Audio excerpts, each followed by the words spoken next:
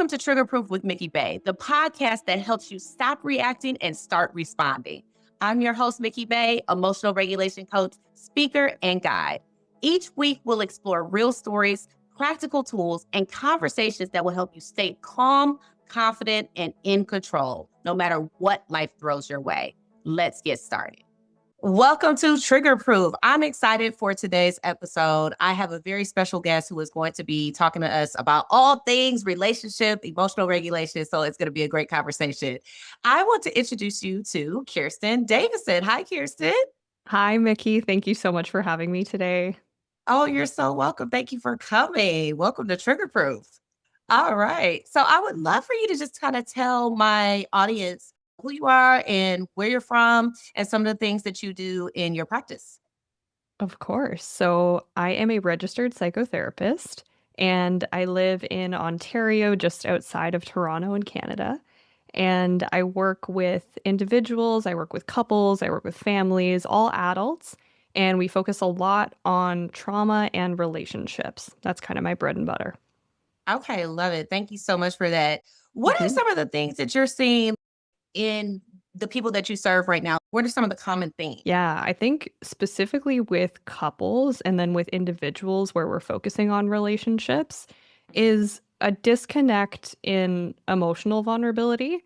So a lot of the time there's partners that are trying to come together and there's a lot of assumptions happening instead of being raw and real with each other about what's really going on inside. So that's where we see people hitting walls, and it's pretty beautiful in therapy to then see this kind of like diving deep and opening up and learning, oh, it's really attractive when my partner tells me how they're feeling and vice versa. So we're flipping that narrative of vulnerability being weakness on its head. And it's no, my partner's more attracted to me when I'm vulnerable. Do you think that's a function of like how couples are getting together these days? A lot of people are using dating apps and not meeting each other in person. What do you think accounts for vulnerability being something that is hard for people to do? Yeah, that's such a great question. And I think it's such a hot topic, right? The dating apps versus meeting in person. I think that no matter where you're meeting your person, it's about where you're coming from your own lived experiences. So, of course, dating apps contribute potentially to this narrative that, oh, I can just hop online and there's so many options and we can use it as a revolving door. But for someone who's being really intentional using it, same with the intentionality that can come from meeting in person, comfortability with vulnerability all depends on how you as an individual feel in your own skin, in my opinion.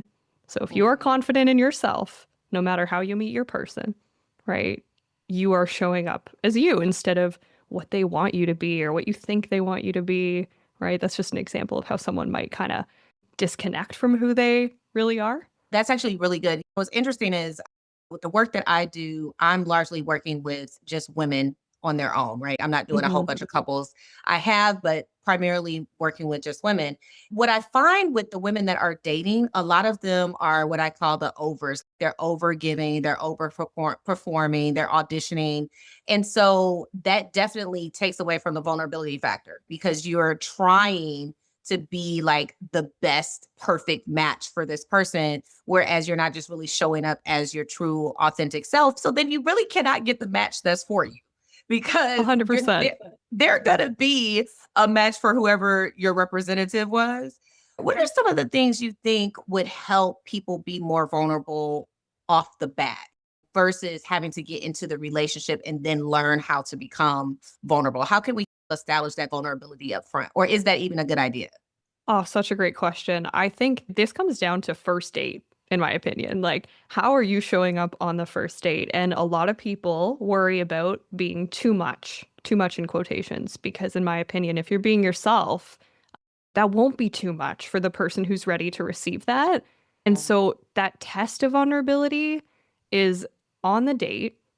Can you have deeper conversations about big picture stuff that some couples might think are reserved for later in the relationship, right up front, right? How can we normalize asking them, what are your thoughts on kids? Not with me, because you just met me, but what are your thoughts on having kids? Or what are your thoughts on marriage? And maybe even getting into politics, right? Asking the big things to see, how does this person receive that? Are they backing away or are they leaning in? And that really sets the tone. What if you find someone is just really guarded? And people will say that, oh, I'm just really private or I'm really guarded. And so you're trying to be vulnerable with them, but they're not meeting you back with that vulnerability. Is there anything that the person who's trying to get the vulnerability out of the other person should do? Or do you just say, okay, they can be guarded until they're not? Yeah, I think that's so tricky because it depends on the unique relationship that's developing or not developing in that moment. Mhm. Because I think that when there's respect and understanding that someone might take a little bit more time to soften, that's totally fair, right? As long as they're still showing investment in the getting to know you process, then that might be okay. If you feel like you're the one that's more vulnerable and you're trying to get that out of the person and they sense that you're trying to pull that out of them, they might actually retreat further. So I would say if ever you're feeling like you're trying to kind of pull it out, to step back and give them space to come in. Because if we, it's that dance, right? It's if we take over too much, we don't even give them room to kind of come in. So it's just having that, it's that test of, okay, how, if I take 2 steps forward, are they taking 1 step back? Then maybe I take 1 step back and give them room to step forward. And then it's a time thing, right? If over a couple dates, there's still that guardedness, and you are just really looking for that more open book, raw, vulnerable connection off the bat, then maybe that's not the person, right? But it's yeah, it's so individual. Yeah, I agree with you. And I like the idea of you saying be your full self up front. So one of my coaches has this rule for herself. She always says, try to get rejected in the first 3 dates because that means you're doing a great job, like being your full self. And I I love love that it. because for me, I have a big personality, right? And so if I'm on a date with someone and they're typed down, this is not probably going to work long term. And we want to both know that you're assessing compatibility for yourself. And I'm also doing the same thing for me. So I agree. Be your full self all the way out, and whoever's a match for that will be a match for that.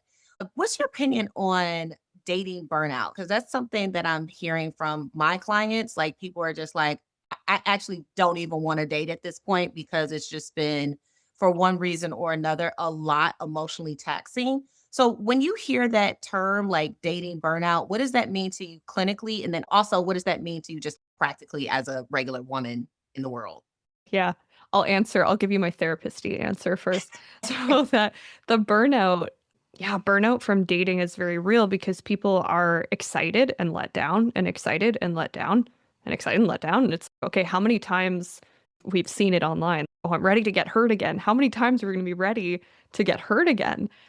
And it takes such resilience to keep getting back on the horse and saying, okay. And I think something I would say for people who are maybe new to dating or have already been very seasoned in it and have not seen what they want to see from it is we have to normalize that it would be pretty rare to go on a date, one date, and find your match. And that part of that process is like trial and error. And that's part of it. And just normalize the heck out of dating, whether it's online or in person, builds and takes resilience. It is not a walk in the park. Sometimes it is, but a lot of the time it takes quite a few experiences. And so I think when there's an expectation that the person you meet right away is going to be your person, or even the third person, or however many people, the letdown feels harder even than if you're like, okay, this is another experience.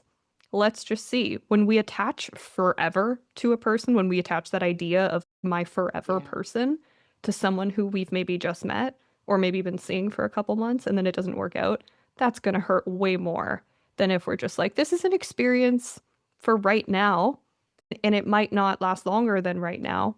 So that's a loaded answer, but that's my take on like how can we reduce the burnout, I think is getting real about expectations in dating. I Yeah. love that. I think that's really important because in my own life, I know I have sometimes really overestimated potential. Same. Okay. Right? And that has When I think about the heartbreaks that I've had, it was because I built up a fantasy in my head that wasn't actually what I was experiencing. And Yep. so it's so easy to run off in your mind. So one of the things I tell my clients is stay present to your point, and also really be concerned with the experience you're having. I think specifically for women, and I'll just speak for myself and for the clients that I serve. I think a lot of times because of societal norms, we're taught to go in seeking their approval of us. And Yeah. it's to me a better overall experience when the woman is centering herself and the experience that she wants to have, regardless of if this is going to work out or not. So, for instance, I'll give you an example. I don't love dinner dates if I don't know you. I would much rather prefer to go to Top Golf or do something that is active so that we're not just sitting across the table interviewing each other. Now, if you like coffee dates or you like to do dinner dates, that's cool. But I'm going to be upfront with you. Hey, I'd love to meet you, but I would really love to do something active. Would you mind planning an active date? Whereas before, I would have just been like happy that I got asked out and just be like, yeah, I would love to go to dinner, knowing I don't want to go to dinner.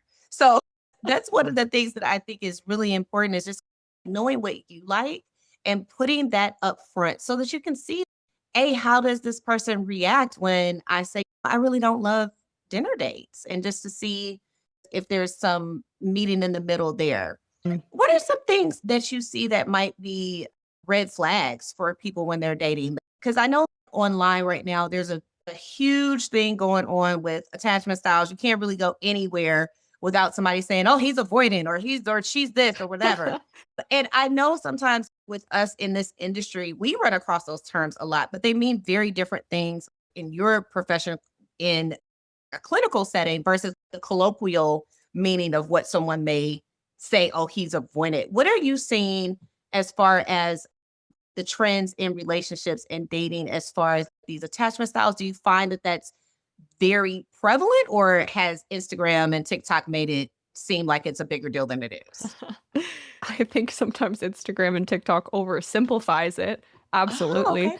I think that, and I'll tie this back to personal experience from that other question too, that we change in tandem with whatever our partner's showing up as or not. So someone, like, I'll use myself as an example. So in a relationship where I feel secure with my partner, then a more securely attached version of myself is going to come through. And in a relationship with someone who's more avoidant, then a more anxious part of me gets really activated. And so that's something I know about myself. And it's quite common, especially amongst women, that avoidant elicits anxiety, right? And sometimes for Yes. someone who leans more towards avoidant, anxiety elicits more avoidance. But then Mm. when you're in that secure dynamic, you might learn how to settle back into this more secure version of yourself. So I think where the internet can get it wrong is labeling as fixed. Oh, I am an avoidant or I am an anxiously attached person. We all have the capacity to be securely attached. That's my opinion. We all have the capacity to be in that symbiosis with our partner. However, it takes two. So if your partner doesn't believe that about themselves, or maybe hasn't done the work on, like, how do I come a little closer if I'm avoidant, or how do I give a little bit more space if I'm anxious? But yeah, truly, I think we all have the ability to be securely attached. And yeah. Okay, that is news to me. That's not my area of expertise, but the reason why I'm a little bit surprised by that is because there are some attachment styles that, at least on the interwebs, they make it seem like you're doomed. Almost like it's like, oh, they do. They make it seem like, oh, if you run across this person, you cannot have a relationship with them. And if you do, you have low self-esteem and it's not going to work, all this stuff. So to hear you say that is actually, I think it gives me a little bit of peace in my heart about that, because I think sometimes if you meet someone and in your mind you have all these definitions going through your brain, and your brain wants to find some pattern, right? It wants to say, oh yeah, I dated this type of person before and he was avoided, so this person must also be avoided and it's going to end up like this. But what I'm hearing you say is that maybe that person was with someone who was anxious and it triggered more avoidance. And in my case, I've definitely had that experience as well, where I was more securely attached. I was married for 10 years. I was very securely attached in my marriage.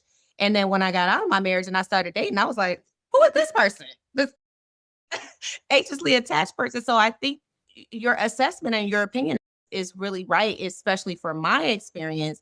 And I'm wondering, like, how do you manage that if you do actually come across someone who is maybe a good match for you, but that they are triggering a lot of that anxious or avoidant attachment coming out? How do you get them to secure attachment to have a good relationship?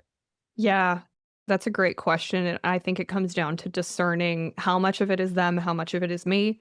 If you feel like you've done the work and you're in a good place and you're ready to show up secure, and that someone is very avoidant, and even if their avoidance is not activating an anxious part of you, you might not Mhm. feel like you're really connecting to that person. And the only thing we can do is voice that, right? And the Mhm. work is their job, the work is up to Yep. them. If they don't do it, then maybe they're not the right person for you, right? If they do it, then maybe they can meet you where you're at, right? So it comes back to that capacity piece. And when you say about red flags, I think to distill it down, a quote unquote red flag is someone who is either ignorant of their attachment style in that moment, again, because it's fluid. So it's Mhm. someone who's maybe really disconnected from how they're even showing up and they wouldn't know the first thing about naming that or kind of being with themselves in a relationship. Or there's an awareness, but there's no willingness to do the work to get closer to security. Okay, that's really good too. So what would you say as far as the capacity? I think that's a really good point. There's always people saying if he wanted to, he would, right? And that's something we hear all the time. But when you think about capacity, what does that really mean when you're dating someone? Like, how do you assess someone's capacity? What if they do have a willingness, but for whatever reason, it's just not coming full throttle. It's not coming all the way through. What really Mhm. constitutes capacity, and how do you really assess that when you're in a relationship? Yeah, the willingness and wanting are, I would say, they're brilliant in and of themselves, but they have to be paired with doing the work. So, Mhm. like something that's coming to mind right now is someone who struggles with alcoholism. They can want to stop drinking. They can truly want that with all their heart. If they don't do the work, they'll keep picking up the drink. And Yeah. so that's that difference between like you can see that someone wants to get out of the rut, whatever it is, whether it's attachment style or a bad habit or something, but it needs to be paired with action, right? That's where the whole like actions speak louder than words stands Mhm. really true. So capacity is action oriented. In my opinion, yes. I think Okay. that the way that we can assess for capacity is wanting, sure. Talking about it, sure. But the bigger portion is like, what are you also doing about that? And for some people, capacity is going to be, not for some people, for everyone, capacity is going to be influenced by all the factors, right? Like your socioeconomic status, your upbringing, your culture, like what do you do for work? Who are your friends? What are your hobbies? It's going to be like this macro assessment of what's your capacity in that moment. But it does come back to we can shift our capacity. So maybe I have lower capacity because I'm drinking a lot or something, right? And then if I'm changing my relationship with alcohol, oh, look, I have all this capacity that wasn't there before. So I'm going to circle back to we all have the capacity, but what in our environment is like shoving that away? How can we kind of make room for more? And that's, again, that's up to our partner if it's not us we're looking to create more space in. Okay, great. That's really good. I think that's something that I hear from my clients a lot around not understanding why someone can't do whatever it is that they want them to do. And on my side of the fence, I'm really more so concerned about them taking responsibility for their own emotions, right? So we can't Hmm. control what someone else does, but we can absolutely take 100% responsibility for how we're feeling and then make action steps from that place. Okay, I need to put in some boundaries or I may need to step away or whatever the case may be.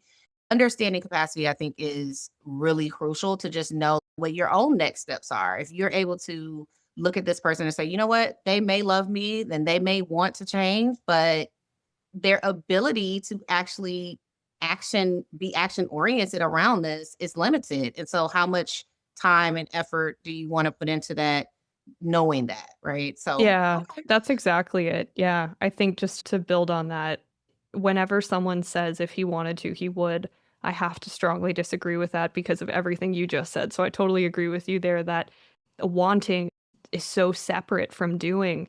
And there could be that deep love there with no idea how to show it or no idea how to execute on that. Then it's a matter of, do you want to learn?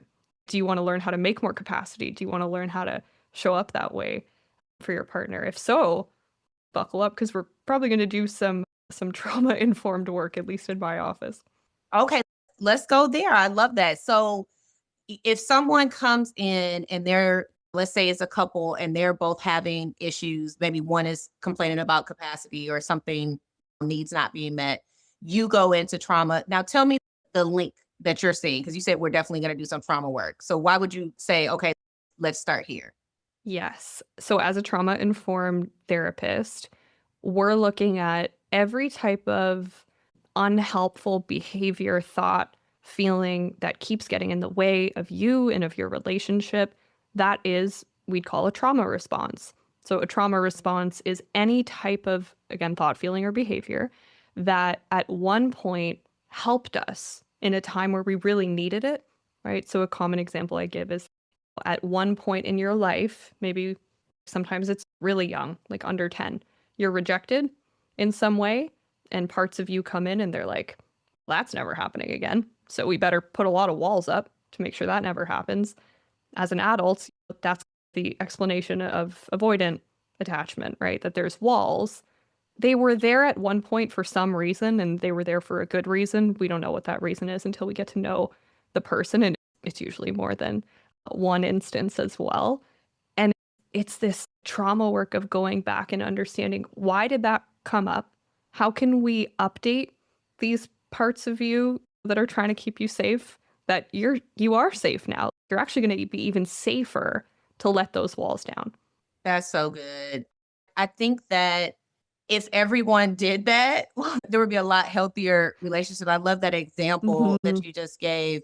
I'm wondering too, what if you have a person in a relationship who maybe had a really traumatic past? People are in relationships with folks who had horrible childhoods or were abandoned or all these different things that will affect their relationships.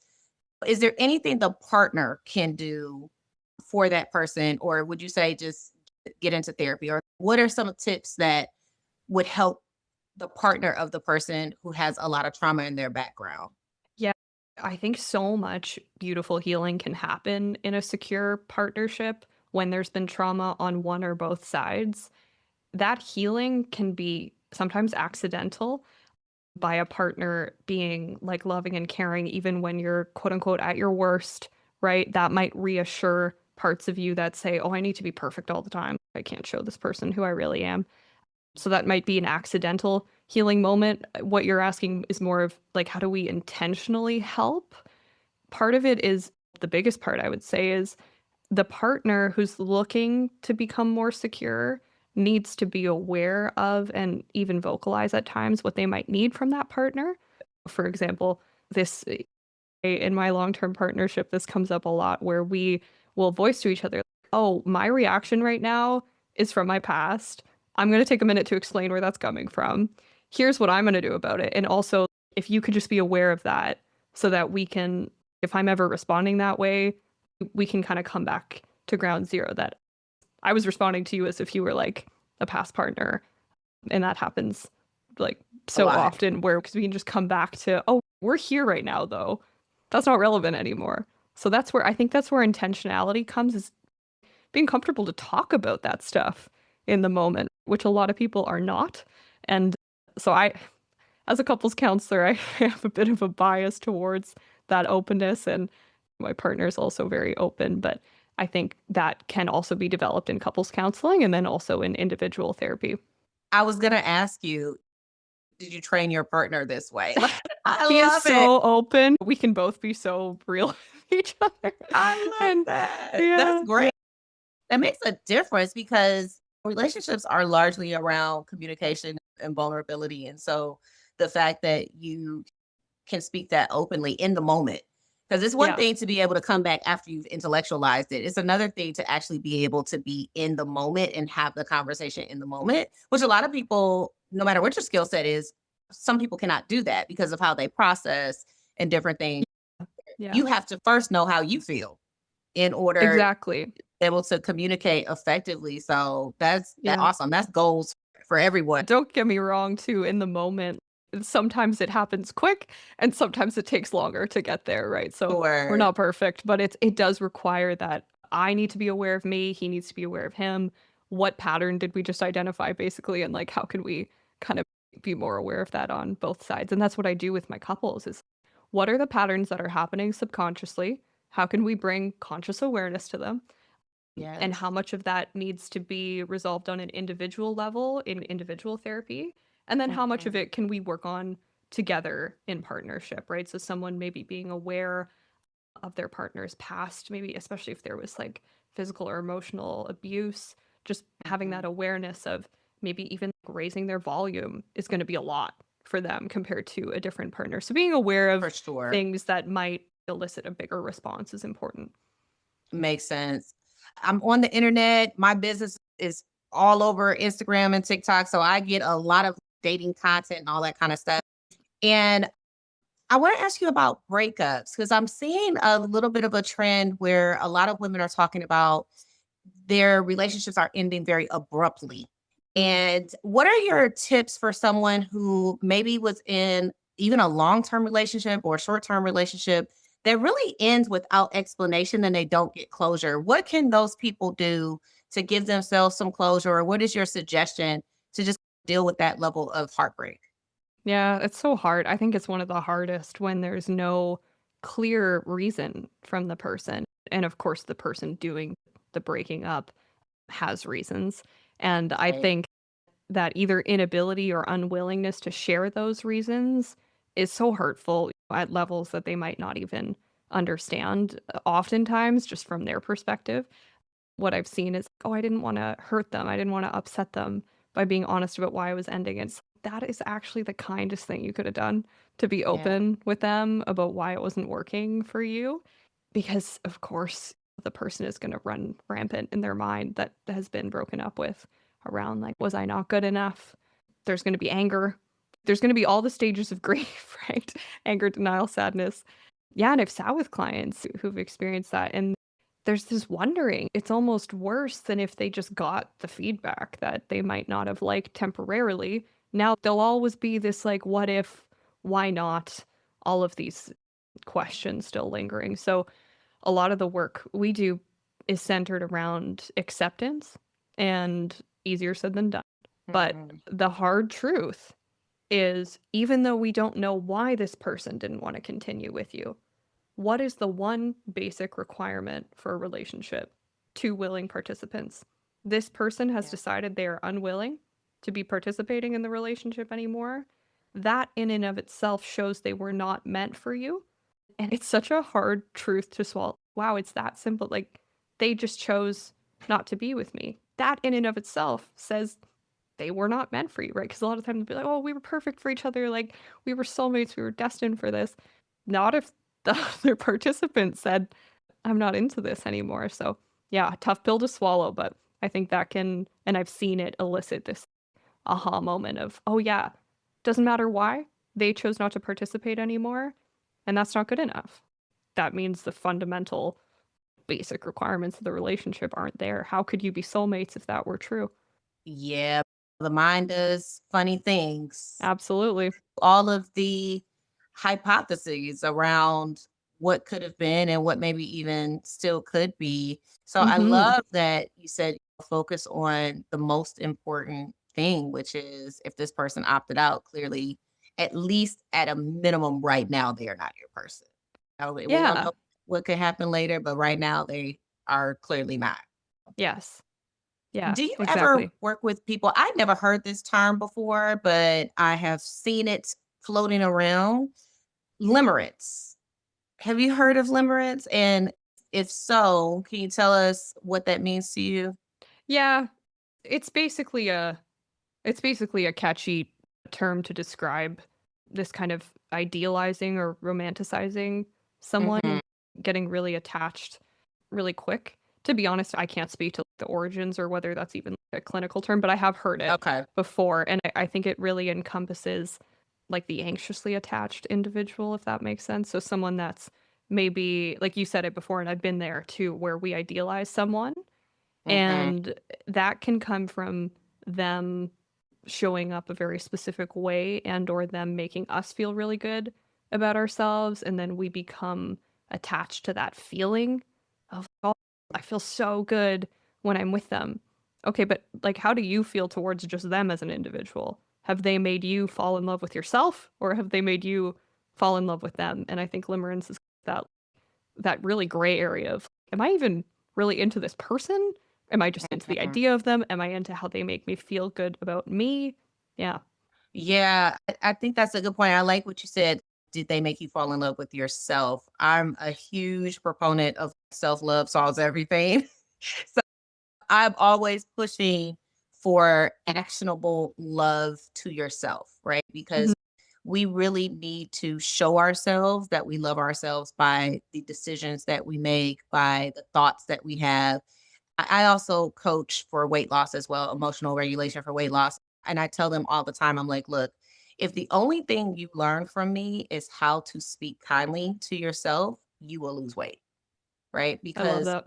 it will change your life on so many different levels because a lot of us have this strong inner critic and this little demon on the inside of our heads that you would never say those things out loud to someone else, but you're saying it to yourself. So I always tell Mhm. people we want to flip that coin. We don't want to be saying the nicest things out in the world and telling ourselves these things that we would never say to a person.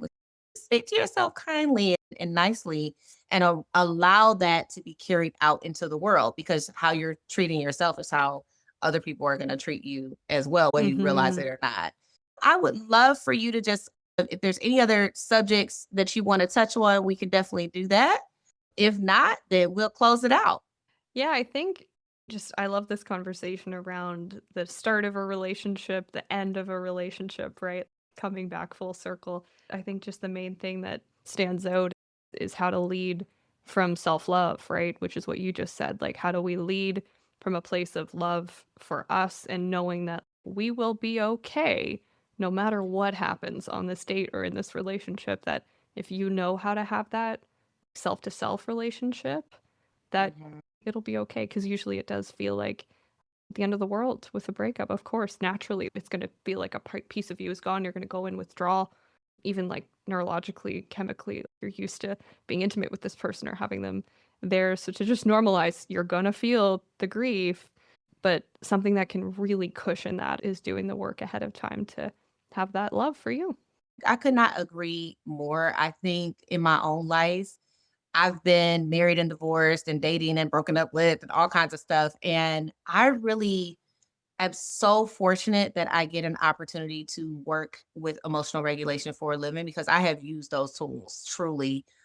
I'm a super journaler. I've been journaling since I was in like seventh grade. That is my number one, outside of breathing, that's, I would say, my number one tool for emotional regulation because you can just get it all out there and you don't have to worry about how you say anything. It's just you and your journal. What would be a emotional regulation technique or tool that people can use if at whatever stage they are in their relationship, if you're single, if you're in a relationship, married, or coming out of something?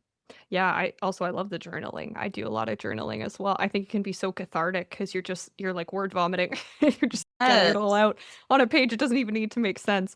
Yeah, I think in when it comes to relationships and in partnership, what I recommend often and what I practice too is checking in even when things are going well. I'm like, hey, things have been awesome lately. What do we feel has contributed to that? Or things have been pretty rough lately. What are the main catalysts for that? And I think just normalizing doing the check ins that can also help give opportunity for someone to be a bit more open if they're more closed off, for it to have a little bit more structure. And it doesn't have to have that structure, but I think when it comes to emotional regulation, we can't regulate if we don't know what we need to regulate.